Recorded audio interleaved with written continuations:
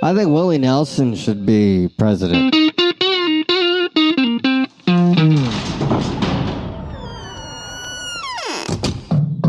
Open up, Colorado. It's 420. Time to grind and burn. This is not your son's stoner show.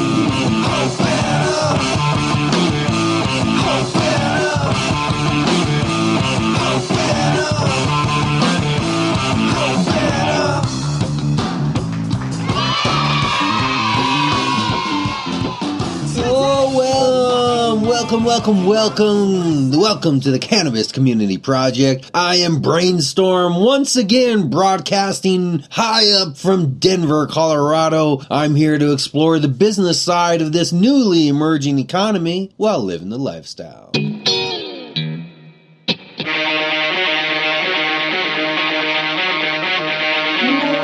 Hey Cannapreneurs, let me take a second just to tell you about Cushly Organic Products.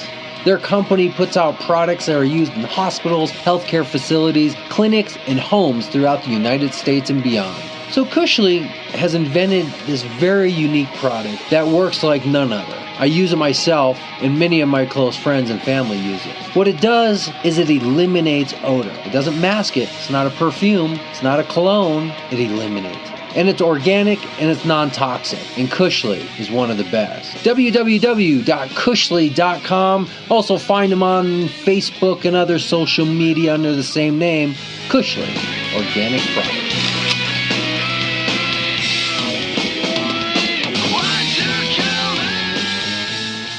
Hey Cannapreneurs, how are you doing this week? Welcome back to the Grind and Burn. It's been a great week for me. I've been working with my designer to get this new CCP t-shirt up. If you haven't had a chance, go to the store and take a look at this. This is going to be the new Cannabis Community Project t-shirt. It's going to be the thing that says you're part of the group, part of the community. And it's also how we raise money. So if you get a chance, Cannabis Community Store, or also just go to anywhere our products are listed on the website, Facebook, and a couple other places out there where you can see it. It's kind of a cool shirt. I like it. I'm really happy with what our designer did. And let me just throw this out to any of you out there in the community listening right now. As a community show, we work with people from the community, which means if you have something you would like to bring through the community, like a t-shirt or a design or a product, okay, so it doesn't always have to just be we do a long-form interview to get your message out, and not everybody's appropriate to be a sponsor. Sometimes we can just highlight a cool service or product in the course of everything else. So if you want to be part of that, just contact me. We'll make sure to get you on the show, or at least your product or service, and talk about it. We don't do fluff pieces though, and we don't do marketing and PR pieces for people, which means if you have a product or service you want to highlight, be prepared to answer the questions that I will throw at you, and also be prepared to answer the criticism which may be, as products are not just simply there to be sold, they're there to serve a purpose and a function in somebody's life. And if your product isn't making it, it doesn't mean it's bad. It just means it needs some critique and improvement. So I spent the last week working with a friend of mine who's a designer, wanted to put a t-shirt together. He put it out there. I'm very happy with it, and I hope he makes a lot of money from you all going out there and buying it. And of course, supporting the show and showing us that you have a couple bucks to keep us afloat as we keep grinding and burning. This week's show, we have Russell from Duby, Duby.com. Oh, it was a great conversation. I love talking to people who love to talk. And I gotta be honest, not everybody I talk to is a media savvy person or the marketing person in their company. Some people are just not microphone friendly in that sense. But Russell's a great talker. He has a lot of great energy. We're going to learn all about Duby.com, what their business is all about. They have a very, very unique outlook on social media. You're going to want to hear this one. This is not just another company that's putting up a scrolling wall for people to throw pictures and text up. This is truly some unique social media. If you could think of taking the best of all worlds from Weed Maps and Mass Roots and all these other sites that are checkout sites and social media sites, and think about it in a whole different way of connecting people together, Well, that's what Duby has stumbled across here. And Russell tells us all about how he had the vision, how he brought it, where he's taking it into the future. So much going on. I love talking to people like that because I learn from them, and I really feel like they have a strong message to get out that you can all learn from. But before we do that, let's make sure, like always, we don't forget what we learned last week talking to Mary at Greenito. Did you go and check out that company? That's another very cool online company that is going places. You're going to want to stick to them. And if you didn't get a chance to listen to last week's interview, go back. It's on the archives. Listen to the full show. Let me give you a taste of it right now, just so you know what it is. Our short-term memory flashback relapse with Mary from Granito. In this week's show, Grind and Burn.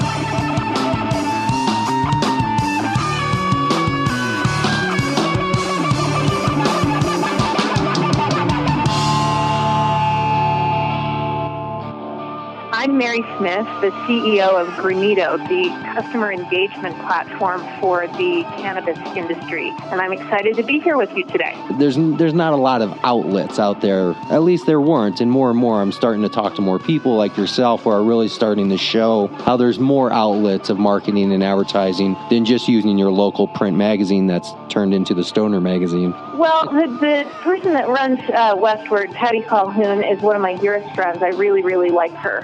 And I'm delighted that that's a vehicle for dispensaries to get the word out. I think dispensaries, a lot of them don't have the resources to really dig into how to market their product. You're right. A lot of the offers are exactly the same. A lot of the discounts are exactly the same. It's a hard world to differentiate yourself. And that's why with Granito, there's no charge to dispensaries. Yeah, hopefully one day in the future we'll just advance to the point of having an app where we can push a button and it'll wirelessly inject THC into our bodies, right? Well, and that's the question. Does it inject it? Does it have to be delivered through vapor? Is it faster, when you eat it versus, I don't know of any way to inject it. No, I'm sure by that time in the future, just a visualization of looking at it will change the chemistry in your brain, and that'll be enough, the photo alone. Can you give me a compare and contrast to what you're doing versus, let's say, like a known Leafly or a Weed Maps? Smart dispensaries have really friendly bud tenders, but it's super expensive to have a bud tender spend 40 minutes explaining what a vape pen is to somebody who's never used one. Right.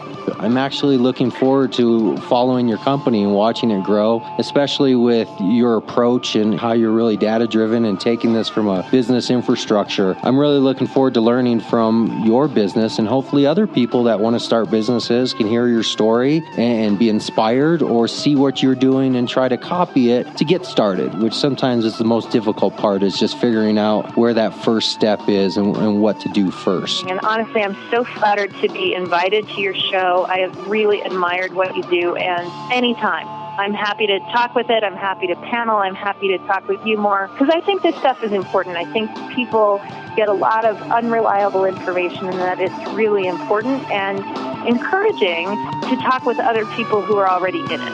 Let's meet up again in the studio. Let's do it. Yeah, I'll look forward to it. We can talk more about these new products as we launch them with you. Excellent. Well, keep you involved Take a picture. Keep you involved in the community.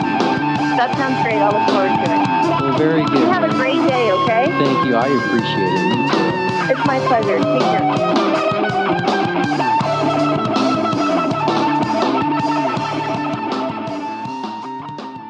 Hey, Cannapreneurs, are you inspired by the stories you hear? Maybe it's time for you to tell your own story. Do it right here on this show, CannabisCommunityProject.com, or email me personally, brainstorm at CannabisCommunityProject.com.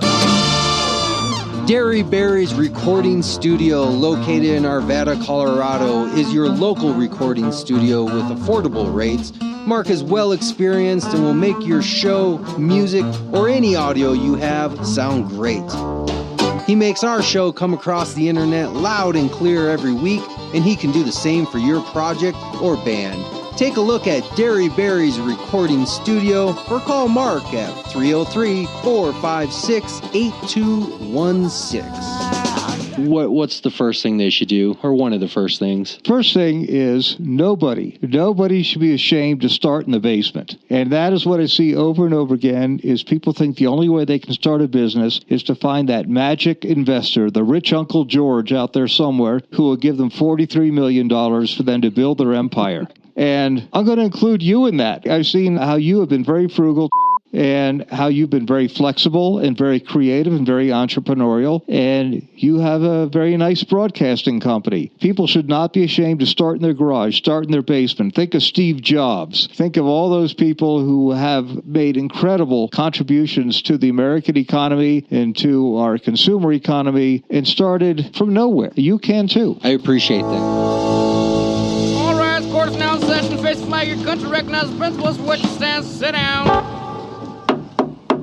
Good morning. This is case 148. Be quiet, Harlan. Haven't you ever seen a criminal before? Whack his pee-pee. Lucifer, son of the morning, I'm gonna chase you out of earth. Shut up!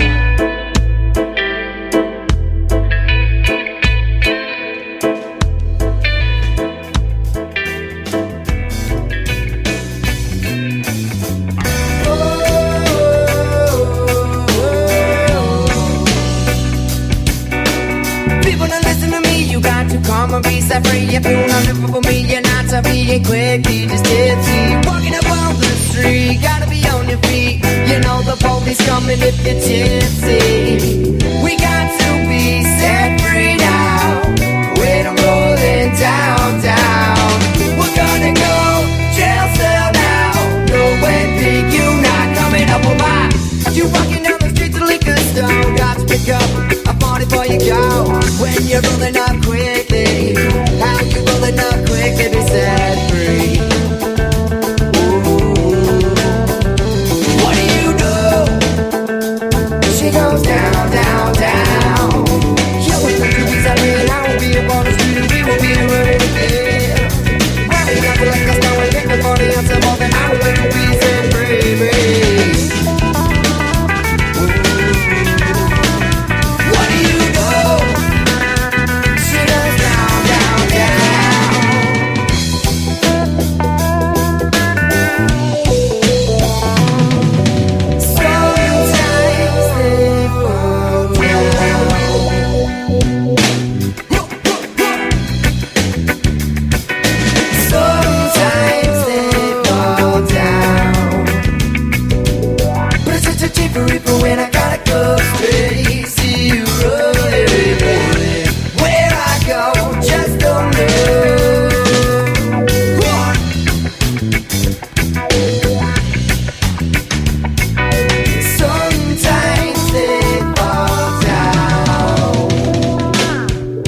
So I'm Russell Thomas. I started Duby. Duby's an application and a social network for mobile devices within the cannabis industry. So we're about 2 years strong now, but only about 1 year as an app on the market. And we started out in iOS, Apple that is. And Android was just released this past January 9th. So that's not that old either. But we're progressing rapidly, so much so that we're in the middle of replacing much of our back-end servers to just to be able to handle the load and grow. And I think a lot of people, especially around Denver, say, well, we haven't heard of you. I go, yeah, that's on purpose. We've been in the dark. We've been coding and testing and trying to perfect a product for what seems like forever at this point. And we didn't want to market it. We knew at some stages it couldn't handle the growth, and we've always been kind of running on a shoestring budget. So it's been tough, but our focus has been perfecting the product and getting to know our customer and really getting this thing down. And I can go into more details as to how it works and why that's more complicated than the average. That's Duby. And yeah, people are loving it. And this is kind of our year to really start growing. So we're almost there. Just to keep going, I guess, is where it started, because I know that's what you're going to ask next. It all started because two things. I've done security for over 20 years of my life, computer security, hacker, a cracker, whatever, freaker, fracker. That's part of it. The other part is my son, who is now almost 4, has Fragile X syndrome. We didn't find this out until the summer of 2013 that he had Fragile X, and we didn't know what it was, and it turns out it's basically corruption of his DNA. It can't really be fixed today. However, in a lot of my research, I found that anything technically can be fixed once we get to the point that we can fix DNA with things like CRISPR technology, which is coming very soon. So I dropped everything. I said, I can't fix him now, but I'll be able to fix him in the future, and I need to find a way to do that. and it's not going to be because I know this person, that person. No, it's going to be because you have a lot of money, frankly, in the end, because it's going to cost millions. It's not going to be in the U.S. You can't tell everybody they can fix their DNA. They're just going to go fix all their baldness and have 12-inch cocks. It's not going to happen, right? We're not going to allow that at some point. However, people like Bill Gates and Dick Costello have really been pushing a lot of work towards CRISPR and similar technology of editing DNA. And as of next year, Bill Gates is funding the first human trial to actually fix a little girl that has a rare condition. If that goes well, that'll be really the kind of the second case. It was done in China last year successfully, but it took like 30 tries. That's pretty good for the first shot, though. So this is a very, very big deal. We're entering the age of Gattaca. And I want to be able to take advantage of that to save my son. But in the meantime, cannabis is the only thing that helps him. We've been told use this, use that, but this kid went from not being able to eat, walk, or talk to doing all of those things after cannabis very quickly, and it was convincing. And that's where it all really started. Well, that's really laid it all out, and I like the stories that have a good sense of where they're coming from. That have some real meaning behind them. Unfortunately, sometimes they're the sad stories that inspire great things to happen for many people. It's good, though. It's good because you're in action and you're doing something now. Yeah. Duby? Yeah, Duby. I was already in the cannabis business. I immersed myself into cryptocurrency and was running Potcoin, a version of basically Bitcoin for cannabis. I do know what it is. So I did that for a while, but it wasn't mine. During that process, we came up with Duby just one day, me and my cousin in my garage, and we just knew we wanted to do something in cannabis. We wanted to build an app. We wanted to take it the next direction. We weren't exactly sure how. We knew there's a market there, Weed Maps, and everybody's doing well, but we didn't know what we really wanted to do. So we just started with the name, and it just hit me. I said, well, we need things that are connotations of known words and things where we can get a domain name, right? Ultimately, you want a good, nice, short domain name, short name, and that's where the thought came from. I said, check right now. Can we get Duby? D-U-B-Y, not the classical spelling, right? And then that was it. And then from there, once we found out that, we couldn't get .com, we actually have .co because there's just an old lawyer in Florida that's sitting on the .com, but that's fine. As long as it's not a competing business of any kind or brand, I don't care, right? We just need a home that's short and easy to remember. So we have it. But right from there, I drew the logo that now exists today, the same logo that is now tattooed on my arm. Even though we sent it to professionals, had 300 plus some other logos made, voted on by many, many different people before we started this company. And the one that I drew on paper day one came out to be the winner. Let's see the tattoo, if you don't mind, just since you brought it up. Let me take this off. Oh, okay. Wow, on the inside of the arm, the pain part. Oh, my God, that hurt like hell, yes. Wow, inside bicep. Brave. Yeah. Cool, man. Looks good. And you say, well, you're crazy, right? Or what are you going to be, NASCAR of all your startups? Maybe. But is that what the other tattoo is? No, this is actually from Fallout 4. I'm also a video game nut. Okay. And it contains my phrase, which is I say almost every day, no excuses, only solutions. People come to me, why did it? I don't care why it failed. Just fix it. I don't care. So, yes, I'm building out my sleeves, I guess, slowly based on one little stupid thing after another. But I love it. It's so much so that everybody says, even if they don't know what Duby is, they're like, I love the brand. I go, but I haven't even told you what it is yet. They go, I don't care. I just love the brand. You just know. You just know if you hear that enough and from smart people and people you really trust and respect, you go, that brand's sticking. It doesn't matter what app we put behind whatever, we're gold. Well, take me before you actually got to that point. So you had a transition. Your son got sick. You were in the industry. You used that as a catalyst to focus on basically starting a new business. What was that transition? How long did that take? Are we talking about days, weeks, months? And what were the first steps you actually did to go from idea to implementation? Fair enough. Yeah, it took about 6 months after we found out about my son for me to realize that corporate America wasn't doing anybody any good. Sure, I had healthcare, I had money, and I could probably retire quite well. I made a good living, but it wasn't going to make me happy. It wasn't ultimately what I ever wanted to do. I knew I always wanted to go run a business. That was never a surprise. I've run many others before. It's what I love most. But I didn't do that because I wanted security for my family, right? Yeah. So the irony is, as soon as I find out that now I have to pay all this money, I've got to try to save myself. I'm broke. I have real problems, right? That I did exactly what you think you wouldn't do, right? I left it all. I said, screw it.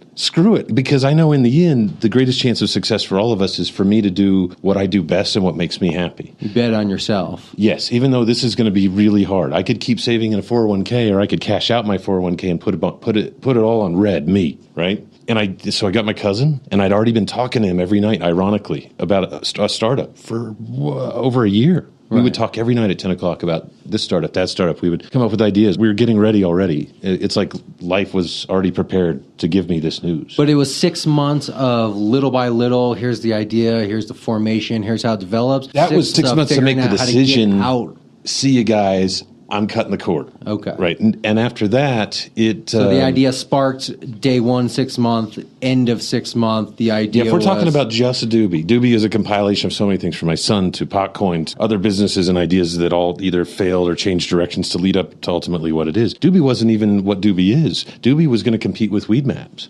Duby was a better way to do deals. Duby was micro-location associated with the cannabis business, right? Yeah. I could tell you where a customer goes through your store, and if the couch needs to be moved 2 inches to the left because it's annoying them, they're having to go around in your store, in addition to what they're buying and why they're buying it and all these things, and still do that anonymously. Right? So you took amazing. yourself out of that market and put yourself into what category? We pivoted because everybody said, your logo, your brand, you guys are great. Your team is great. And we're like, yeah. And the idea is great too. They're like, it is, but it's been done, man. I don't care how much better you do it. True. There's too much space in this market. And so we go, oh, God. Coincidentally, okay, I right? just interviewed somebody yesterday who's in that business, who just started that I can imagine. competition of Leafly and That's Weed Maps and the whole very, deal. very, very difficult to break into now, right? So we just knew that we needed to pivot, and it had to be shoved down my throat, right? Because I'm the guy that was all into it. I designed it. This was my baby, right? Yeah.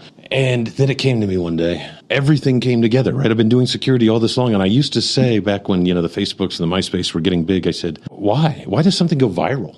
And I said, why isn't the network itself viral? Why isn't it inherently viral? And then it all came together at that point on November 11th, 2014. And I just started diagramming right there. And I just knew it. And I pull out graph paper. I like to work on a big architecture board. And I started going nuts. I said, this is it. I can make a social network that actually works by transmitting viruses, much like we need to use to save my son, right? To save my son, they're going to have to inject him with a good virus that goes around and changes the DNA in all of his body. That's fucking amazing. Let's take that same technology and let's apply that to social networking. That's a game changer. Why? Because now when you send something, let's say you're a dispensary and you send out an ad in my app, or just, hey, look at my butt I'm smoking, that literally leaves your store and goes to people that are running the app nearest to that, and then they are choosing if they like it or not, hence creating this effect that drives through a city. When you look at it on a grand scale through demographic lines, right? Yeah. You see where your message was popular, and you can start to derive why. You start to get all this information about your users, about what they do, and even possibly why they do it without knowing who they are, right? I don't want to tell Facebook what books I like, what movies I like, and who I last slept with. Like, why you don't need that information, dude,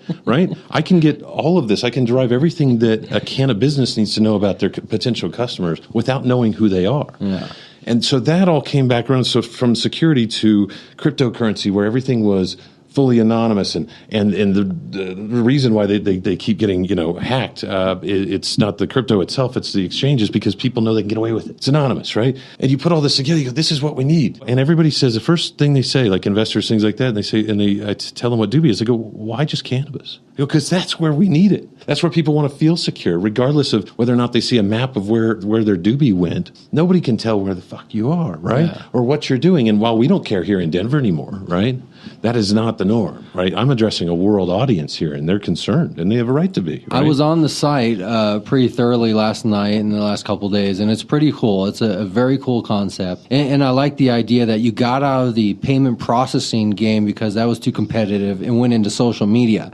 That seems a little ironic. Yeah. But what you're doing, I think, is a very unique idea because it is not like any other social media that you've seen. And I really encourage people to check it out throughout the website or wherever you want people to go to take a look at what you're doing real quick. You can go to www.duby.co, duby.co. You can download the app from there. There's really nothing on the website other than some information and help. This is all an app. Right. So, get it on Android, get it on Apple. You can just go search it on either platform. You'll find it right away. I signed up, got my profile going, and I'll start using it. So you're going through all these changes, 6 months, the idea is developing, you're pulling together other business ideas that you've worked with in the past. 6 months down the line, now you think you got it formulated, you think you got what it is. Now what do you do to actually implement this, what this is today? Yeah, I mean, we had to learn. We had to, I'm an architect and engineer, but that doesn't mean I know how to build apps. I don't have a freaking clue. I've written software, but no, I have to hire people for that. And we have to go from design to, designers and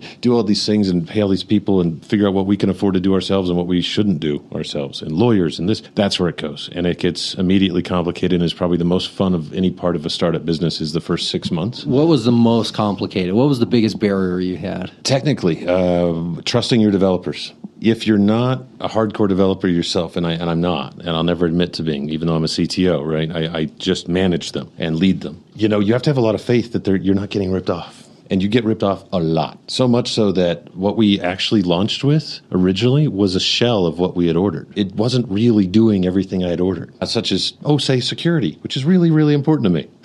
So how do you navigate that from a contract standpoint? Because I assume you're using freelancers probably overseas, yeah? Never overseas. No, okay. That's the irony of this. We literally handpicked our first team out of Arizona. I mean, handpicked them, interviewed them, flew down there.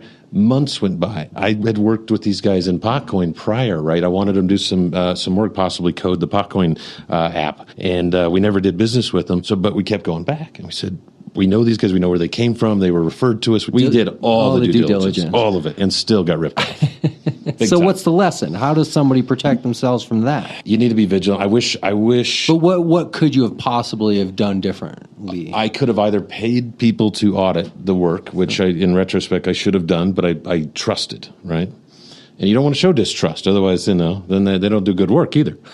Right? So you don't want to be auditing them as they're doing it. It's not actually a good idea. Really, I should have been diving more deeply into everything that they were doing down to a code level. But when you're trying to get a business going, you barely sleep.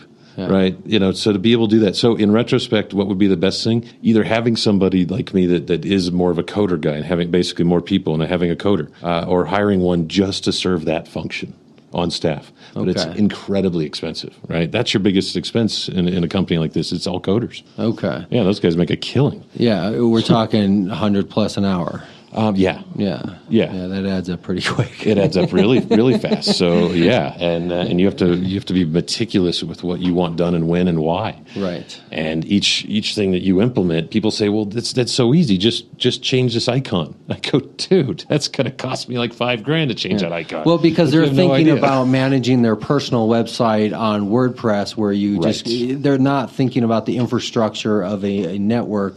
Of a company building a slightly different type of website than a content management type. Right, yeah, and I'm a web developer, so I'm with you. I mean, to me, I'm like, dude, it's like, just change that line of code. I can see it right here. It's not, but the impact here, things that you don't know, and you just have to admit that you don't know everything. And right. I mean, I manage a handful of websites, but they're all just individual websites. I can go in and make changes every day if I want, and it affects nothing except the changes I'm making. Yeah. A little bit different, though, once you start to expand and become a little bit bigger. Well, when somebody's in your app every moment of every minute of every day, right. 365. Well, an interactive type site, whether it's app or website, just requires a whole different infrastructure than somebody just viewing your about page and clicking on your Facebook icon.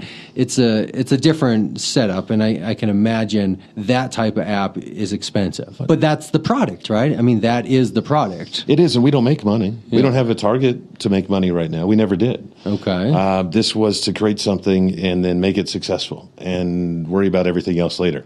Okay. At the kind of the classic Silicon Valley, just build it and they will come. Well, we did. So they came. Now we have all the problems that we once wished we had. Our servers are dying because they're growing too fast. We don't have any money to keep growing, right? And yet we have a fantastic product. We have a fantastic customer base. They love what we do. We don't want to sell out, and we never, frankly, will. And I'll get more into that in a minute. There doesn't have to be ads in your face, things like that, with the way that Duby works. But still, at some point, we've got to make a big move. When you go home tonight, you're going to eat dinner on food that was purchased, right? Yeah. Purchased with what? With money I saved for over 20 years doing my job, because I knew, actually. So you're funding yourself? Yeah. That I knew that my entire career in IT, where I made a very decent amount of money, and probably more than I should have made for a while, to be honest with you, don't squander it. Save it, because I knew what I really wanted to do was something like this someday, right? Because I'd had other businesses, and I knew that was really my dream. And so I'm glad I did. But as you learn with any startup that's more successful than just a few months or a year, is it takes twice as long and 3 times as much as you can ever imagine. Yeah. And it starts to hurt, and it starts to affect your relationships. It starts to affect everything in your life to go through this. And you start to wonder, am I really doing this to save everybody, or am I destroying all of us because we're all stressed? Well, that's a good question. Why are you doing this? I mean, we know the catalyst of what motivated the change, your son, but why are you doing this versus that, whatever that could be? Because this is different. This is a differentiator. This idea takes social networks to a new level. It takes cannabis to a new level. This is something worth fighting for. It's a good idea. It's a good product. This isn't just a moneymaker. This is way bigger than that. And when people really see it behind the scenes, and which barely anybody has, half the features aren't even ever built into the app. Like, just wait till we do all the things we've been meaning to do this later this year. It's mind blowing, and you start to realize the other potential. And you say you have to keep going. I mean, and people love it. They tell you it makes them happy every day. I mean, are you kidding me? Yeah. I can die now. I can be like, okay, I did something for the world. I don't care if I made one guy happy in the middle of Kansas that can now see people doing dabs. Great. I made that guy happy. Well, you're in a pickle because there's the situation where you have a product or a service and nobody's using it, but you don't give up, and people are looking at you with pity, kind of like, hey, dude, see the writing on the wall. Yeah. But you're in a pickle because you have a product that people are engaging with, people are interacting with, but yet there hasn't been a business model pulled out of it yet. So you can't really give up, because how do you give up when you have a crowd standing in front of you, right? It's like if you're a singer and people are standing in front of you, even if you're not making any money, how do you walk away from that crowd? You know you have potential. You know you have huge potential, right? So what do? This is my weekly struggle, because I go through the same thing of figuring out, how the hell do I make a business out of this? I thought about quitting, but I don't know how, because people write me emails and send me messages. I'm like, shit, people are listening now. Right. How do I walk away now? I tell my wife in the worst times, because you'll have like 12 rock bottoms before you ever fucking make it somewhere, right? And I tell her at those times, I'm like, these are problems I once wish I had, and you got to fight through this shit, because it is worth it in the end, and you will make it, and you can't give up, because in the end, you have to go down with your ship, right? I can fire everybody, but I still have to go down with the ship, meaning I got to pay to keep the lights on, even if I know I'm dying. Right. But I'm not. Now I'm in an opposite pickle. I'm actually growing like crazy. People love our product. We've barely really captured everything we want to do. So the potential is massive. Yet you reach a point where, too big to fail, right? We've all heard that. Well, it's the opposite. We don't have the kind of money to address our growth. And so that's our struggle. Now, we're going to get it. Don't get me wrong. Many other investors, we finally kind of opened up to that world, right? But a little too late, frankly, because it takes a long time to get that stuff into the bank. And it's there, and you have to do that. Otherwise, we have a duty now, like you said. I got to ride this ship, but I'm riding it to the top, not the bottom, right? So our struggle right now is to figure out ways to do the most we can with the least possible, so that we can get to that next grand phase of Duby, which I call Duby 3.0, right? So how do you think about the future without thinking about end dates and measurable goals of, by this date I should have this or that? But how do you plan for the future without that counterproductive, like, well, if I haven't made money by 2018, I guess I got to close shop, or if I haven't hit 100,000 followers by, you don't want to focus on that. But you still need a plan for the future, right? You got to have somewhere to go with this. It can't just always be, let's create a fun app and have fun and ride it into the sunset into our death. At some point, there has to be a bank account is empty, the car has been sold, kids are selling chicle on the corner. Chiclets. Yeah, you're right. And I think about it every day, because all I did for years was risk management. So, my God, I always have a plan B for everything. I have a C and a D, and maybe even down to a Z. And in this case, no, you do have to write it out. Yeah, and you have to have extreme confidence, yet not overconfidence as you're watching your ship go down. But we're not there. How do you plan for that? And how do you plan for both scenarios? And you don't have a choice. You have to look at both of them. But in the end, all you really have to look at is your value. I know my team is absolutely amazing. The best group of guys ever. If you can't work as hard as me, you're quickly either leaving or I'm making you leave, right? So the people I have left right now are amazing. My app is amazing. My brand is amazing, right? And I don't need to say my. That's wrong. It's ours. By far, it's ours, right? That tells me enough that we'll make it. It doesn't matter. We will get whatever we need. And to your point, we know exactly what we want to do and how to monetize. That's kind of the beauty of this algorithm that we wrote, is that's exactly ultimately what it's designed to do, is not only distribute information in an anonymous way and in the most efficient way, but to do so from two perspectives, a consumer and a business. And so it's really a matter of just turning a few things on, enabling, business-like accounts, giving them advanced analytics and features to see what their Dubies do. But there's no really inherent overhaul that's required for this app to be monetized. And even by doing so, look, if things aren't liked, they don't go very far in Duby, right? So if I send out a bad ad, right, I might reach, 50 people near me, but if they all put it out, they're like, dude, that ad sucks, right? Right. It's not going anywhere, right? So it's self-regulating.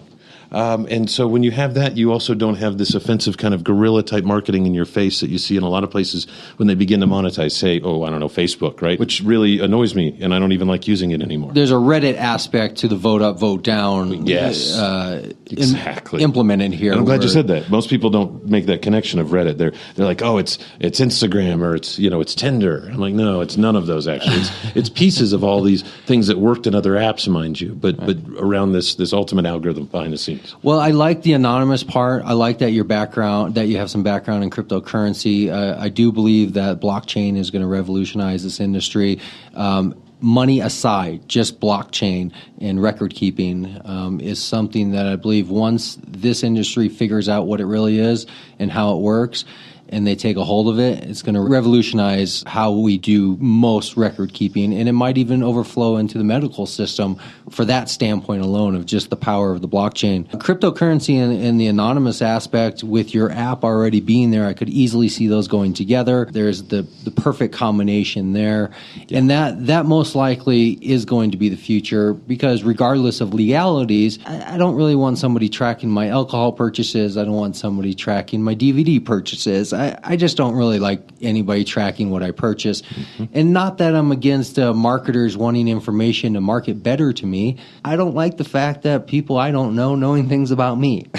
And that's pretty much what it comes down to. So I see kind of where you're going with this and all the benefits of how things can be incorporated. Cryptocurrency might even be the outlet for dispensaries that are cash-based to have a parabank situation where they can have a place to put their cash somewhat protected, at least from a security, maybe not necessarily a valuation standpoint, but at least from a security standpoint, and have it without their name being necessarily all over the place for it. So there's a lot of stuff that's going to develop over the next few years with blockchain and cryptocurrency, and with checkout sites, and with social media sites, and it's just all going to come together. This is a great idea, and I don't think you just stumbled across it. I think, as you described, it was a building aspect. So my question is, building since when? How long have you been like this? How long have you been this type of person? Always since you were a kid? I mean, this idea, is more than probably at this point, probably more than 12 years old. Yeah, not just this idea. What you're describing as your personality and your entrepreneurism, your work ethic, your interest and curiosity, your drive. How long has that been you? Yeah, always. I started my first business at 10 by going door to door with a self-propelled lawnmower and a skateboard, and I'd pull myself through the whole neighborhood asking people if they wanted their lawn mowed. By the time I was 16, I could drive. I had a crew. I had a couple of trucks. I had nice. I was killing it. I was making more than my teachers in high school, and I didn't really want to be there, and I just want to be snowboarding and working all the time. I love that story because it's very similar to my own. When I was 9, 10-ish, I used to go door to door selling greeting cards that at the back of the comic books they would have, where you could have them send you a box of cards and stationery, and if you sold them, you could buy with the points the toys out of the back page of the magazine. Yeah. So I used to do that because they used to have this thing called COD, cash on demand. So as a kid, I could get on the phone, I could order this COD package. The UPS man would bring it. I would give him the $8 or whatever it was. Before too, you're right. And then I would go door to door selling the greeting cards. And this was my first introduction into kind of learning to get what I wanted on my own terms.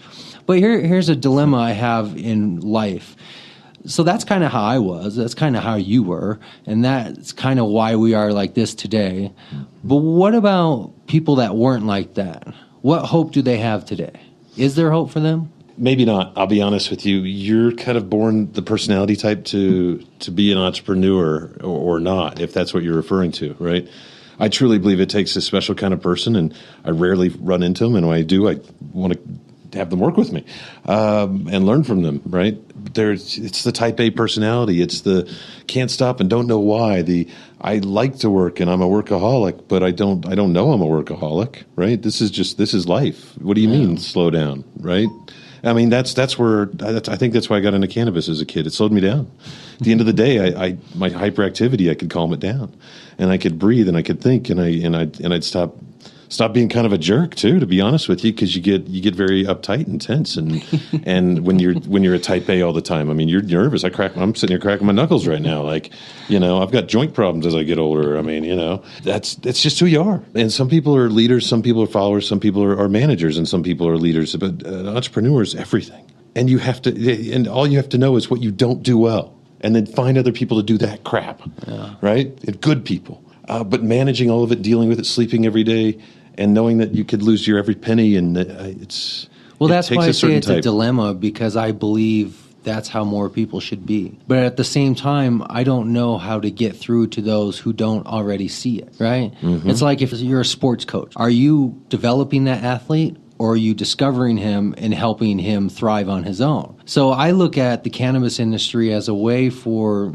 the former loser, right? The former dropout, the former whatever he was classified as, to have an opportunity to actually say, turn it into a past negative to a positive, get a job, make a career out of it. But I don't know how to do that with somebody who just doesn't already internally have that desire. I look at this show as, well, here's an opportunity for people to listen to people talk about how they started jobs, to get inspired to go and do it, to try to follow those same steps, to figure out what the basics are. But then there's people who just aren't going to do it. But yet they're still bringing society down, because now they got to be the minimum wage worker. They got to be the one who's never going to be fully funded and is going to need to be supported by society more. They're going to be the one who just isn't reaching the potential to make overall society better. But it's a choice in the end, whether you want this responsibility, right? Anybody can be rich, wealthy, powerful, famous. It's actually not that goddamn hard. People are like, I can never be famous. Yes, you can. Here, let me tell you the things you need to do. And then they're like, I don't want to do all that. I'm like, I know. It's freaking hard.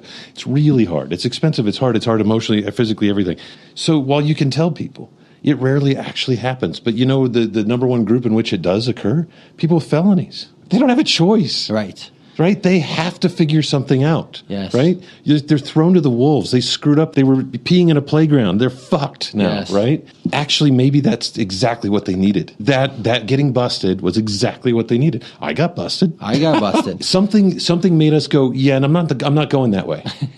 Right? But sometimes you went too far. You fucked up too far. Yeah. Those people are some of the best business owners today. Yeah. Right? You could say, Bill Gates didn't, he dropped out of college. Okay, yeah, and there's people who go to Ivy League, and sure, they've got a way better chance. But what will give you the best chance is having basically nothing to lose. Yeah.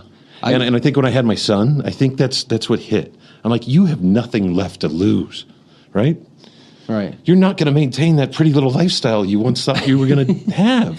So it's over, pal. I've called myself for years the most unemployable person, not because I have a master's degree. I have 20 plus years in a similar focused career path, but I have a criminal record, and I'm a very defiant type person, and I don't really like authority, and I hate being in structured environments, and I can't stand sitting in one place for too long, and I can't stand monotonous type work. So I'm a horrible employee. Well, you just wrote my resume, right? That's it. Yeah, you're a horrible employee. I didn't have a job for more than 3, maybe 4 years at most. And simply because I couldn't deal with them and just this slave-like structure. You need to be here this hour, this hour. I'm like, what if I just get the work done? Yeah. Right? How about I just get all the work done in one day that I usually pretend to get done all fucking week because I'm trying to keep up with my losers next to me. Keep down. Right? And so I eventually did find jobs like that, where the consulting was what I loved, right? Because I had a different boss every day. I could get all the work done as fast as I want to get it done and just get paid to get the job done, right? Yeah. That was very entrepreneurial. It was a happy medium. right? Yeah. But outside of that, yeah, you're screwed. No, you need to just run your own stuff. Like, forget it. Right. Sorry to break it to you. But, well, that's why this show started. Yeah. Well, I mean, I also had a catalyst. My brother died of leukemia. Jeez. 2009. Wow. So sorry. He was a grower in the Emerald Triangle, Northern California. Really? And he was my inspiration to look into the industry beyond just as a consumer. When he passed, I wanted to give tribute to him and find something I could do. So I looked at what kind of businesses could I start, could I do some type of nonprofit or a fund? And it came down to, this is what I need to do. I need to talk. I need to talk to people. And I need to talk to people about something beyond what's your greatest time you got high and what's your favorite strain and how much THC can you take at one time. And that kind of stuff doesn't interest me. But that was my catalyst.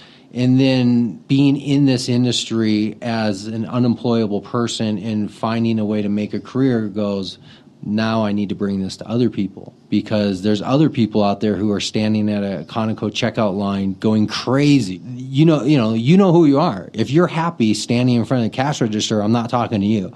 If you're the person who's just crawling out of your skin in the job you're at, this is what I want to show you. There's a lot of jobs. And with a little bit of imagination, you can just create your own job.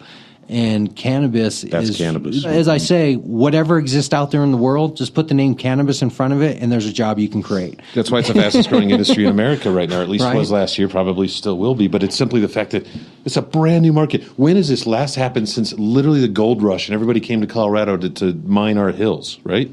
Now we've got the green rush of our lifetime. Because, yeah, you're right, put cannabis in front of anything. Go, have fun, see if you can make it work. Anything else, you've got 5,000 competitors already, staring you down. This, you got a shot. You got a real shot as a baby, right? There's no Walmarts of cannabis yet. None. So keep that in mind. Yes, that's probably the most encouraging thing of all. But outside of that, yeah, I'll sit and I'll talk to somebody. I'll have a beer with them, whatever, and I can tell you whether or not they're going to make it in that conversation. It's a personality. And it's not that they can't make it. If that single person can go find other people that can fill their gaps, maybe they're not the everything. Nobody is. But as long as you know that and you know what you want, and whether that's, wealth, fame, whatever, recognition, go get it. This is a freaking America. This is the best. And we're in the middle of Denver, Colorado. We've legalized cannabis. We're in America. This is the best place in time ever in history. You couldn't have a better opportunity. Yeah. And it's just voted the best city to live in. It's a beautiful sunny day today. Gorgeous. And I'm slightly high. So, I mean, what what else could you want? We're really looking at it coming down to people, right? The people that work in the industry, the people that represent the industry, the individuals that make up the companies and the jobs, and the money that funds it and the money that supports it. These, to me, are kind of the two most important things that we need in this industry desperately. We need more money. At this point, I'm not sure where it comes from, but we need more money because without more money, it's very hard to keep fighting the regulation that's going on in all these small communities, right? You can make a constitutional amendment. That doesn't mean your town is going to be selling weed on the corner. It's just like the abortion argument, right? Sure, Roe v. Wade will never get overturned. Take a look at what's happening around the country. There's 6 abortion clinics that operate and they're all on the verge of closing. I thought it was legal, right? I thought medical marijuana was legal. Why is there so few places to get it? Because just because you pass a law doesn't mean it's going to automatically exist. It takes people out there fighting, the activists, which requires money. And then money is the thing that corrupts at the same time.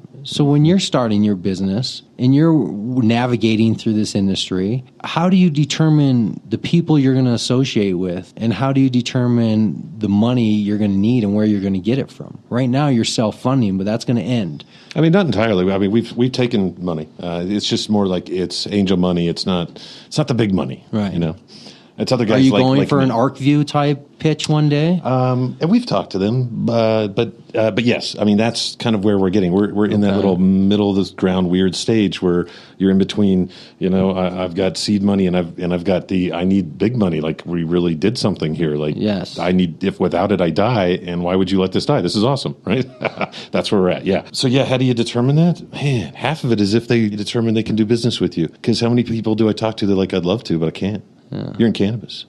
I go, okay, well, it's nice talking to you. You know, even my own family. I mean, they won't touch it with a 10-foot pole. Really? Yeah. Not that they would have given me money before. As but, in you're the family disgrace, or they just frown upon what you're doing? Ironically, I've probably done the best of anybody in my entire family. I gotta be fair. I shouldn't say that. My mother's an amazing woman, has done amazing things. But when you look at, I graduated college. I've run businesses successfully. I've made decent money. I have kids. I still have my marriage together. Like nobody has that, right? Nobody has that anymore. Ironic when that's the claim to success. That's right. Yeah, which it teeters every day, mind you. But it's divorced. But it's still there. Yeah. So yeah, that's that's it. Sorry, what was the question now? Now you got me thinking about my wife. What does your wife think of what you're doing? She's your partner, right? She's awesome. She's your business partner. Massive support. She's not a business partner. She really doesn't know what I'm doing on a daily basis, even if I tell her. Okay. But she supports me. Okay. And I support her blindly as well. Whatever she wants to do. I mean, whether she's writing a book or doing her podcast or doing her thing. Oh, great. Are you both consumers of cannabis? Yeah. Okay. And even more so now, because now, one, I do it for a living. So, but really, it's the vape pens. Oh man, that's changed everything. Now we can just be high everywhere, and that's great. And because it's a slightly different kind of high, I call it a working high. I'm not so bombed out that I can't do my job well. I can actually do my job better in many cases. Yeah. So I like that. Whereas then I can get some flour or do some dabs if it's Friday night late and I just need to be wasted. Right? It's a totally different story. So now I live in this classic neighborhood. I swear to God, like it's like Leave It to Beaver. There's people walking kids with dogs and they're like, yay! I'm like, oh my God, I live here. It's weird, and yet they all smoke weed. Like it's all the soccer moms now. And everywhere you go, I go to weddings, they're all vaping. Like at the end, they're not having drinks anymore. They're just vaping around here. I'm like, right. This is our future. So I love Denver because we get to see that now. We get to see where it's going to go in like 10 years, just nationally, maybe even world. Who knows? I agree with that. Right? I have 2 kids. I consume around them. I don't like if they're obviously standing in front of me. I'm not hitting a pipe, but I consume in home. They know what it is. I don't hide it from them. I don't. And why should you? Did your dad hide the beer from you? No, right? Well, he was a raging alcoholic. No. Well, okay, let's not go there. I don't want to, but that's the point. I don't want to put any spotlights on it as anything else than when I'm eating something that's gross, like my triple layer hamburger or something. I don't want to put a spotlight on it where it makes them feel weird or awkward or anything else. I consume. They sometimes see me consume. I do my best to not make it a smoky environment. I use various apparatuses like the Smoke Buddy and my Cushly sprays and various things to really reduce that. I don't do it in the same room as them. But I don't hide it per se, and I believe parents shouldn't. I believe parents should vape if they want to, and they should drink less or not drink at all. I don't think there's anything wrong with it on that aspect, and I'm pretty open about it. I don't hide it. You're way ahead. Somebody asks me, way ahead. Yeah, I don't hide it, and if somebody asks me, I just don't tell people. I don't go around telling people, "Hey, man, I smoke in front of my kids," and but it's a problem. It's a cultural shift. Everything is a cultural shift. All of this legalization and every movement is just like you said. It's not just money. It just takes time. It just takes changing people's minds. Yeah. And so I don't care. You don't care. But I'm not telling anybody. Well, what really blows people's minds is when I tell them my wife doesn't smoke. She's a straight lace. She goes to church on Sundays. Wow. She doesn't. But yet we've been married 8 plus years, 2 kids. It's just our. Good for you. She roughly knows what I do. Same thing. It's just not her world. Right. It's not her world. We don't go to cannabis events together. It's just not. Just like I don't go to church with her. She goes by herself. We live our personal lives and we have a family life together, which a lot of people don't understand. They don't. That's a modern relationship. You're actually doing it probably most correctly. Well, I mean, people assume that my wife would have to smoke, right? I mean, she doesn't. She's done it like twice in her life, and that's about it. I mean, she's just not into it. She doesn't drink either, really. I mean, it's. I hope you guys have sex. I'd like to thank my sponsors, the Christian Family Heritage Fund, and we'll be broadcasting on PBS, syndicated next week live. Make sure to tune in, kids. Yeah, you're obviously more comfortable with that with your wife being a sex therapist. I do. Yeah, you need to go on her podcast. Yeah, we'll break you open. Yeah, right. Yeah, it's all good. Yeah, so you think my kid? Yeah, I got an 11-year-old daughter, right?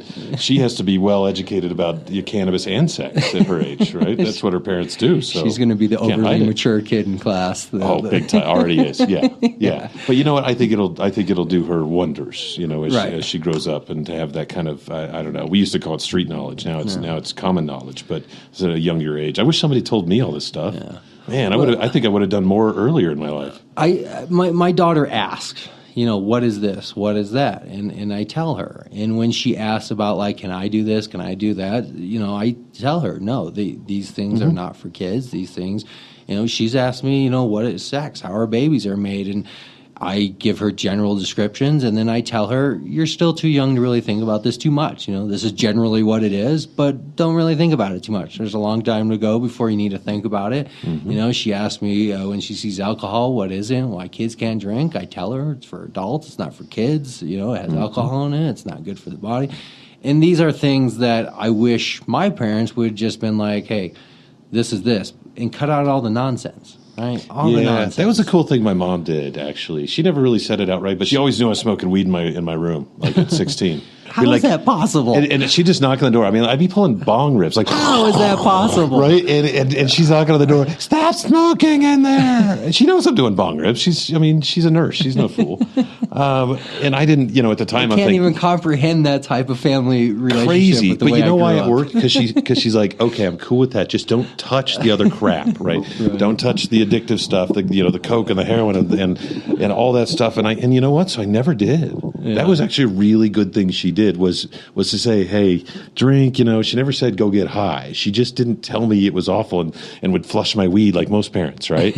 She would just overlook it. And that was great. However, when she found probably like 50 hits of acid in my ferret food, she promptly threw that away and made sure I knew about it, right? 50 hits of acid, huh? That's I mean, look, that's manslaughter. I'm glad she did that. She drew the line where she should have drawn the line and said, dude, you're like a 16-year-old kid. What are you going to do? End up in jail for the rest of your life for manslaughter? You want to get busted doing weed? Fine, but don't you dare do that, right? Yeah. Good for her. Because you know what? I ended up being a relatively well-rounded kid. I've maybe tried coke once in my entire, 40-some years of existence, which is pretty amazing for an addictive personality that loves to take risk. Wow, right? So good for her. Yeah. That's what happened. I did not have a mom like that, and I don't know if there's any correlation, but I did do about every drug, and I did get in about every trouble with most every crime and misdemeanor you can think of, and even felonies. So, I mean, I don't know what the correlation is of nature versus nurture and any relationship to that. I don't know if my mom would have been like that, if it would have made a difference at all. I don't know if that's just the path of juvenile delinquency me and my brother took.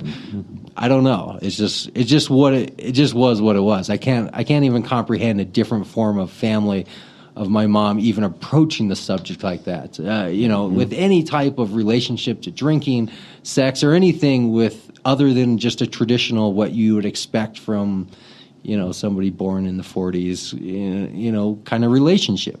Like the show Freaks and Geeks. Have you ever seen that show? No. Okay. Sounds good. Yeah, it's just, just parents, very traditional, just... Yeah, the dichotomy of that. Yeah, it's got to make with, for entertaining television, with I'm sure their teenagers they said, yes. that are, trying to rebel against that. And that, I played out a pretty stereotypical teenage life. I did too. Yeah. But it paid off because today I think it makes me the person I am. And I think it makes me the entrepreneur I am. And I think it makes me that eternally curious person, somebody who's always seeking to do better and bigger things. I find myself to be a natural marketer even before I started marketing. I can remember when I was a 9-year-old kid thinking, I wish there was a job where I could just think of ideas all day long, right? Yeah.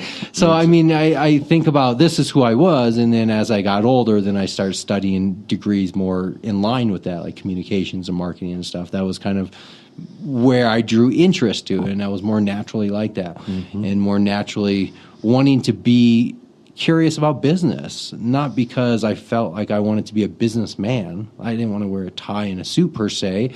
I liked the idea of having something and having a business and kind of being in control, having that daily change and the freedom to feel like I could take this where I want it to go. And you create, right? And that's And kind of taking this full circle back into cannabis, right? Because we talk about that in entrepreneurship, and there's a lot more of it in cannabis, I believe, because of two reasons. How we got here, right? And people go to cannabis, they're searching for something, either to calm them down, like you and I were very hyperactive type A's, maybe, right? Or to address anxiety, say, in the case of my wife and other people, but that they find themselves, they don't know why, but they get attracted. It's also creativity is the second one. So when you combine these, that makes for great business opportunities, right? Not only do we become more creative and we want to build and we want to grow and we come up with wonderful solutions out of the box, but if you're in cannabis, either you're in it because it's calming you down, let's say, or because maybe you've got a felony under it. You've got other barriers in your life that say, I can't be that normal Joe, Mr. Guy next door in the cubicle, right? Yeah. I need to try other shit. And that's good. And then you combine that with creativity. I can't wait to see how many other businesses come out of cannabis business, right? We're just now seeing it, right? But like you said, oh, that's the most fun part in the beginning, right? Now I have to actually run shit and pay taxes. Like, it sucks in a way, right? But in the beginning, you're drawing, you're going this, that, and if we did this, and if we made it this color, and if we put it here, and that thrill that you get from that is just something I can never give up in my life. My wife laughs because when she sees me with the way our house is set up, my office, she can't directly see it unless she's like passing by a certain place. So when she sees me, probably 90% of the time, I'm just staring at my own website and my own pages, and she can't figure out why. And I keep telling her it's because that's how it keeps evolving. I have to keep just staring at it and thinking about it. It's never just done. I have to just keep staring at it until something little changes. And that's pretty much how it's been. Is just last week I updated my website by putting a map on the contact page. After 2 years, I finally got around to putting a map on the contact page so people could see it. It's like, but it just takes little by little of just doing things and progressing, and then looking back at the portfolio and going, wow, I actually have a business built here. And I got to be honest with you.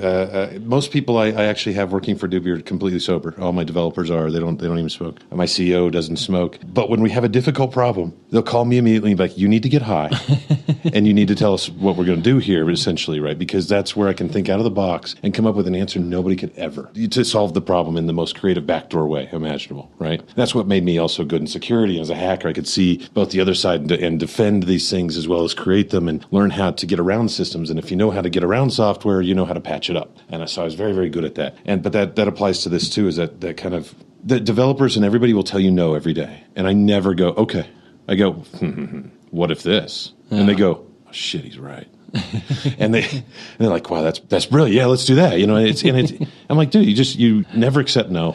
I want the no jar. My idea is the no jar, that every time I throw an idea out, if somebody says no in any form, like can't be done or not possible, they have to pay $20 into the jar, which means their answer has to be something other than a negative no. So if I say, hey, let's do this, they have to think of a way of saying no other than saying no, which usually leads people to saying the way it can be done. Yeah. Forcing people to never say no to you, and usually money is a good way to force people to say, hey, if I throw an idea out, you come back and you tell me how this idea is going to be implemented. Not come back and tell me how it's not going to be implemented, because your job is to figure out how to implement it. My job was to come up with the crazy idea and to help with the logistics of what's not working, but you're the engineer. Yeah. Do the math. Facebook defined that so well in the early stages. When Mark ran up with, he's like, okay, and they were growing really, really, really, really fast. And he said, our customers want this. And his engineers came back to him and said, well, you can't do that. It's 2000 whatever, 4. We don't have that kind of power.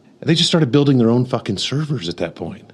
They're like, yeah, it can be done. Let me show you. Why doesn't it exist today? They looked at why it doesn't exist. Well, because you need all these servers. You're going to need like this petabyte computer. Like, no. All we need is a bunch of freaking graphics cards lined up to do all this processing and then dedicate this on our own private network and blah, blah, blah. And then you've got this speed that Facebook has today that's amazing, that keeps it running so well, even though I hate all the ads.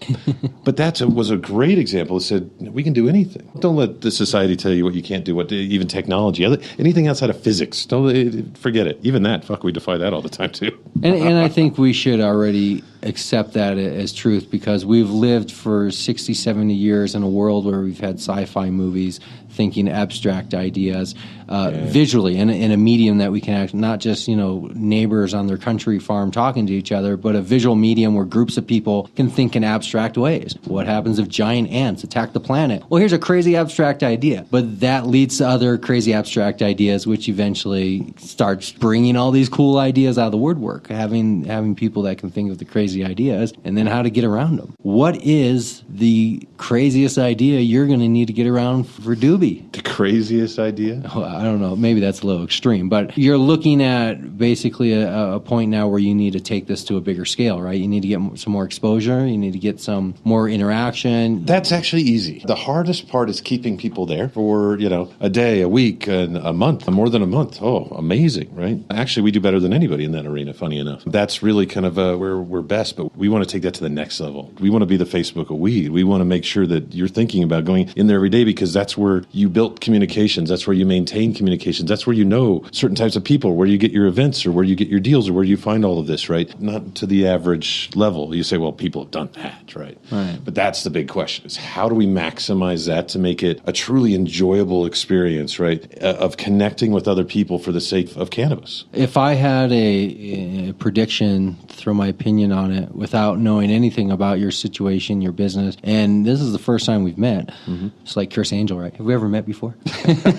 Here's what I would throw out there is going to be one of your biggest challenges. Just the fact of social media burnout. Yeah. That, is it a mass roots? Is it a kush.com site I was on for a while? Is it, there's a lot of social media popping up. There's a lot of checkout sites like the Leafly and the Weed Maps, and there's a lot of hybrids of the two. And then you just have the mainstream social media sites. And I think there's an overall social media burnout where when somebody sends you a link that says, hey, join this new social media network, people immediately feel the burden of, I have to invest into one more site, building a profile, building an audience, building a network, keeping relevant, coming back to it. And this has nothing to do with you and your product, because I've seen your product and it is unique and it is cool.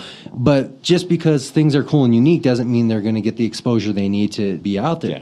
So I would say, knowing nothing about you and your business, one of the biggest challenges you're going to have is breaking through the social media inertia that's going on out there of people just not wanting to get involved in more social media because they're already overconsumed by social media. Yeah, I like that. I like the way you put it, because that is the biggest challenge. Because what do? Well, I think you simply say, well, what is social media and why have we defined it to be such a burden? Consuming burden? Yeah, it's become that. I've got my Instagram, I've got my Twitter. I spend all these time in all of them every day. I wouldn't do that if I wasn't in this business, mind you. I'd be like, forget it. I'd touch Facebook once a month. Like, I got better things to do. I should be outside probably, right? But in this case, we are going to address it. We got some other ideas, but in many ways, we've actually started to address it in the sense that it takes less to register. We don't really necessarily require involvement. It's more about, you can follow other sort of superstars in the app and you just want to be entertained for a little bit. That is working in that sense, because you're dead on right. And I think that's why we've done well, is because we provided something just easy, and it's like, great, I can get high, I can waste my time. And but then people start connecting.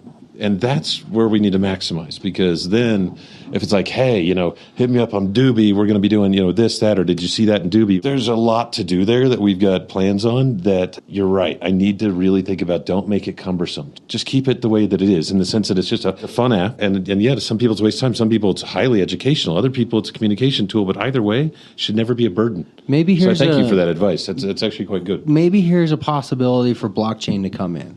I've always You're wanted. You're going to go there, aren't you? I've always wanted something like That's this. funny. I wish I could carry my profile with me. So my profile in a live streaming way, because I have all my different social media sites and they all have similar stuff, right? That's good. But I wish there was a way I could scrape that information on a daily basis, have it securely held in my personal blockchain, and when I go to join a new site, I just simply push a button that takes all of that already programmed information. Facebook did that essentially, right? But we don't want it to be Facebook, is what you're saying. I totally agree with you. What I'm saying is, how do I join your site and just simply push a button, and it takes everything I've had from my Facebook, my Twitter. It's funny you and asked it rebuilds my profile without me having to invest into rebuilding my profile. Because that's my inertia, is going, Do you know how much time I've spent into these profile buildings? You have a problem. Answering the questions, your interest, all your pictures and the photos you want to use for your profile, connecting your friends, connecting to all the groups you want to be connected with on those individuals. It's like, it's so much. This happened, by the way, in boardrooms in 2006 in Facebook. And what they came up with is, we're Facebook, fuck them. And that's what you have today if you don't use Facebook. So when we looked at, do we integrate Facebook into something like Duby, we immediately said no. Right? Because it would have solved that problem. Yeah. But nobody wants to do that. They don't want their mom knowing they're tied to anything cannabis related. Right. I don't want a relay, right? That's not what I want. No, but I don't that's want what's available. I can't come up with a competing solution and win anymore. That's my point, right? Facebook and Twitters of the world have already won that game, and they know it. And so you could, if let's say Duby itself within cannabis became big enough, establish your own standard, and we could then use, a blockchain and smart contracts, for example. Well, why can't you do this? When I go to create a profile, you have a button that says, we're not going to connect with your Facebook. We're just going to scrape all the information from your Facebook and transfer it over to us. That's essentially what you're doing anyway. People don't want it. It's this issue of trust, especially with cannabis users that aren't in a legal state. It doesn't matter how many times you say. This is why I'm saying blockchain. It's anonymous, this and that. Still, they don't know what a blockchain is. No, but even when you explain it to them, but this is what you're going to do. You're going to bring it. Duby to the world and explain concepts like this, of how the cannabis industry can benefit from blockchain and cryptocurrency, and how it's a secure, better managed, and the ability to do such a thing. I can have my personal blockchain, and I can carry all my information with me. And this is the same concept of people using these universal credit cards, right? Where you take all your cards, you put all the information on one, and then you just have one card. When you swipe it, it pops up all the cards. You choose the one you want to use to pay, right? You're basically just consolidating information on a digital format on a different medium. I want my personal blockchain, and I want to carry it around, maybe not on a USB, maybe just somewhere where I can just have it. So when I go to create a profile, I don't want to invest into a new social media construction. I will join your site if it's easy and if it's fast, but if I'm redundantly writing the same profile I've just written on Facebook and Twitter and Google Plus and LinkedIn and all the others, and now I'm having to re-upload the same You just created a whole new business right now. You realize that, don't you? Well, that's what I do best, create problems. Right? That's a business of its own. And the only way that it succeeds is brilliant. It's absolutely brilliant. I think it actually is solving a very big problem we have right now. But you would have to become basically almost a regulated standard for it to take enough hold, right? You'd have to have so much money behind it. Say, we're awesome. You need to use us to get that hold first. It's one of these, you got to spend $1 billion to make $1 trillion. Right. Deals. Well, this is where I think the money can be made if somebody wants to create a service company showing dispensaries how to incorporate Bitcoin into their business. Oh, that's been done. But not really. Not well. Not really, because there's not an industry out there that's using cryptocurrency. There's individuals that are putting the Bitcoin machines in some dispensaries. I am familiar with the Potcoin and some of the other. I also put in a Potcoin ATM in a dispensary in River Rock, not too far from here, actually. But this is different than a mass standard on the industry getting involved in cryptocurrency and embracing blockchain for record keeping, because record keeping is the biggest cumbersome burden compliance issue that I can see with dispensaries. Is this ridiculous amount of paperwork that's just not very secure, and it's poorly managed. The blockchain's not going to fix that. It could. It's just we're not there. That's what's happening right now. Is I'm talking to somebody that's hearing this, that is getting the spark of the idea to create that first business. The business where they're going to go out and they're going to start converting the cannabis industry onto cryptocurrency and blockchain. Well, that was Potcoin. It was a perfect example of exactly that. And there's still a couple of people still trying to do that, but they don't want you to do that. I mean, there's competing interests within the cryptocurrency. I mean, there is a lot of issues, but there's also issues that say if you're going to force them to be a cash business and you're going to force the banks not to do business with them, how can you force them to not take their personal money and put it into an anonymous, secure place like Bitcoin? And how would you ever know? Because they can't stop it. As a matter of fact, the MED, the Enforcement Division, I spearheaded a case of cryptocurrency with the MED of Colorado. They did not, in the end, make an official statement, but they did basically, in the end, make a statement of no statement on purpose, saying that we're not going to say one way or another. which gave us exactly what we needed to hear, which is, yes, it can be done, it should be done, but the amount of money and time it would take to convince so many dispensaries, and there's not even that many of them, and they're not even willing to pay anything to do this, was insurmountable. But it has to be a collaboration. The consumer has to push for it. As a consumer, when I walk in a dispensary, I have a responsibility to say, hey, do you guys accept Bitcoin? And then to have the person go, no, what's that?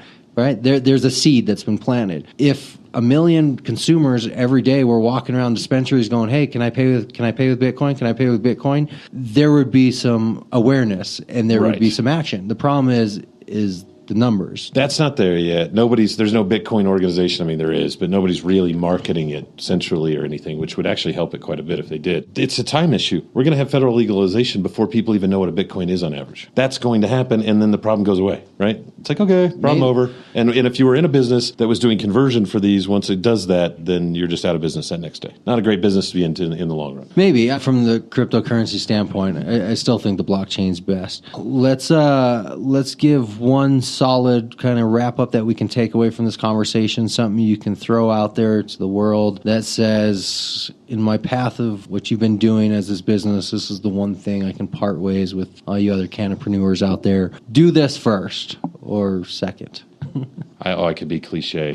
Don't tell me do what you love. Don't tell me that. What I look for is tactical, tangible stuff, which means like if you say start a business, don't tell me do what I love. Tell me to go to the Secretary of State and register that business. That's a tactical move of starting a business, right? I'll tell you, because I don't think they're cliche, because I only use them mine. I'll tell you what's tattooed on my arm, and that's no excuses, only solutions. But beyond that, I'd say the number one with this is you can do anything, but you can't do it alone. And if you really think you're going to start a business and you can do it all alone, you can, but it only gets so big and so far. Right? Anybody can do that. But if you really want to succeed, you need the right people. You need the right team. And if you as that individual are trying to succeed, it's up to you to maintain, manage, and lead that team regardless of who you hire. And you better hire people that are better than you. Very good. That was actually the question we dropped off on is money and people. How do you find the money? How do you find the people? When we got sidetracked on the last conversation. So I think you just came back and answered it in perfect harmony, wrapping that up.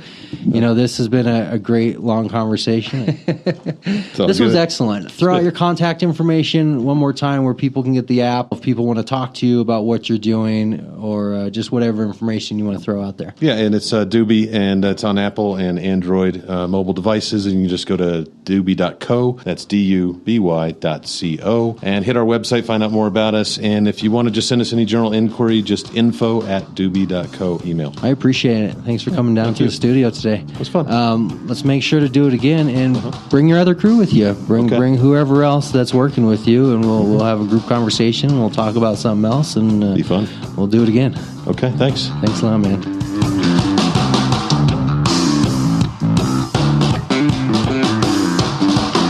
There you have it, Cannapreneurs. That's all I have for you this week. But make sure to stay in touch with us. Stay with us on social media, Facebook, LinkedIn, Google+, Twitter, all the networks out there, even Mass Roots and YouTube. Make sure to follow us every week right here. Leave your comments. Give us your feedback.